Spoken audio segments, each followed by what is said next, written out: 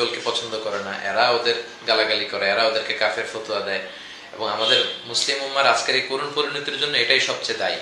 ইহুদি, খ্রিস্টান, বিধর্মী নাস্তিকরা আমাদের না যতটা ক্ষতি করেছে, আমাদের নিজেদের এই কাদা ছোড়াছুরিটাই আজকে আমাদেরকে এই পর্যায়ে নিয়ে এসেছে। অনেক তো হলো কাদা ছোড়াছুরি, সুন্নি, শিয়া, তারপর ওয়াহাবি, হ্যাঁ, এই জাতীয় কথাবার্তা, জামাতি, তাবলিগি, দেওবন্দি, এগুলো আর কত?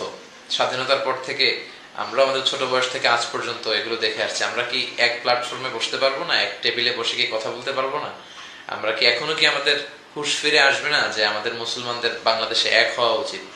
তাই আমার এই ছোট্ট লাইভে আপনাদের সবার কাছে আমি উদাত্ত আহ্বান জানাই, আসুন আমাদের ছোট্ট ছোট্ট পার্থক্যগুলো আমরা ঘুচিয়ে ফেলি, একে অপরকে ভ্রাতৃত্বের বন্ধনে কাছে টেনে নেই। আমাদের মধ্যে যে যে বিষয়ে মিল আছে সেগুলোকে সামনে রেখে আমরা একত্রিত হই, আমাদের অমিলগুলোকে পিছিয়ে রেখে আমরা যেন একসাথে মিলে কাজ করতে পারি। আল্লাহ আমাদের তৌফিক দান।